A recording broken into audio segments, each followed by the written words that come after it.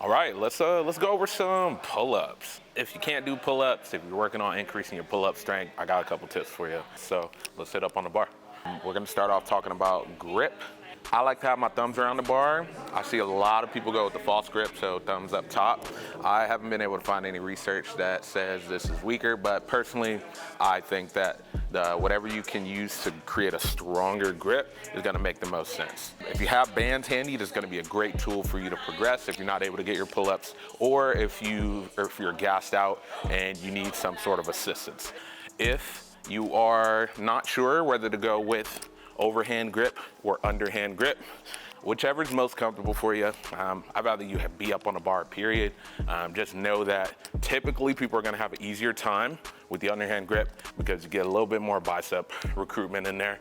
Chin-ups are a little bit uncomfortable for me. You have what's called a carrying angle. Your arms is not a natural position to be in, but if it works for you, go for it. You wanna think about driving your elbows down into the floor. You can start off with a dead hang here, and then elbows down. Try to get your chest to the bar. That's a good cue that works for me. When I think about that, it helps me go a little bit higher as opposed to just getting my chin up. People tend to go here, boom, which will probably happen if you get fatigued, but whatever, think about driving your chest to the bar. You also wanna make sure that your entire core is engaged as you pull. It's gonna make your body feel a lot lighter as you drive up, as opposed to going up loose. It's gonna be a lot more difficult. You wanna squeeze your core, get your legs nice and tight. I like to keep them in contact together. That way my body can move as a single unit. When you get fatigued, when you can't bust out any more pull-ups and you don't have one of these bands with you, the best route that I've found to take is to hop all the way to the top, add in some pause work and even some negatives where you're slowly allowing your body to lower through the entire range of motion. That way you can still sneak in a couple of more reps because you're gonna be a teeny weeny bit stronger in that negative position. So you want a secure way to get all the way to the top of the bar. I usually just jump to the top, demonstrate control as you lower, keep everything nice and tight, and focus on your breath work as well. Now, if you do have one of these bands handy, these are gonna be your best friend if you're using them right.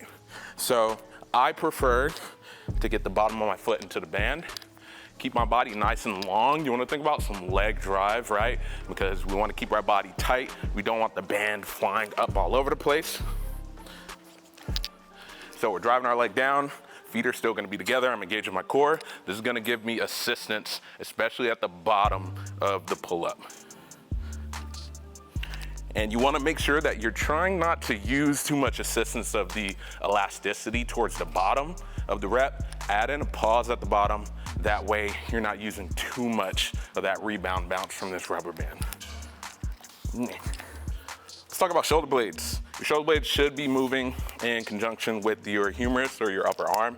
So up top, or when you're hanging at the bottom, you wanna make sure that as you pull, you're also thinking about retracting your shoulder blades together, and as you're coming back down, shoulder blades gonna reach back up or spin back in, not spin, upward rotation. Now, if your intention is to build more power, as in generating force quickly to do movements like high pull-ups or muscle-ups, then you wanna set that intention whenever you start repping these out. So you can do these with bands, you can do it with just body weight, but you wanna try to pull as fast as you can and as low as you can towards your waistline.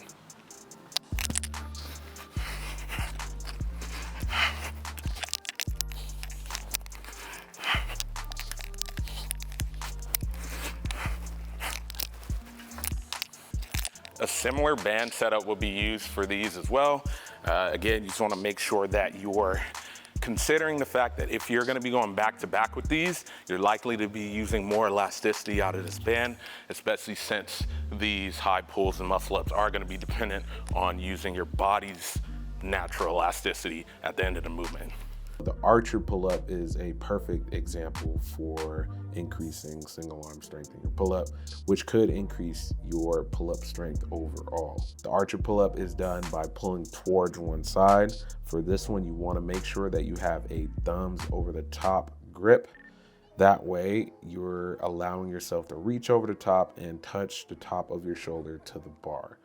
The overall goal here is to use as much of one side as possible and use as little assistance from the opposite side as you can.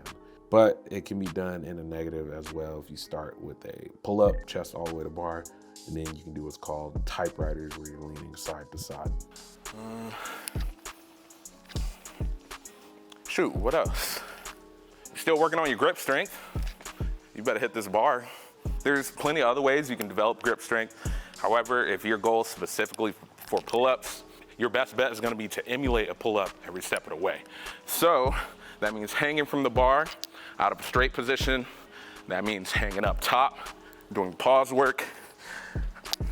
As long as you're spending more time up on the bar, you're likely to develop more and more grip strength as you go. And maybe at the end of a set, when you're tired out, you can't do any more pull-ups even, or say you finished all of your sets with the banded work, cap it off with some holds. It's not gonna hurt. You can do it either dead hang all the way down to the bottom, or engage your scapula by pulling them down and pulling your body up. Both are great variations, and they're gonna likely improve your pull-up skills. Just to add a bit of context, at the time of this video, we clocked in at a whopping 189 pounds and 11% body fat. All right, I hope that was helpful to you in some way. If there's anything I missed or anything you think I got wrong, let me know in the comments. And if there's anything specific you want to learn, let me know. Thanks for sticking in. Like, subscribe, all that stuff. I'm gonna cut that out anyway.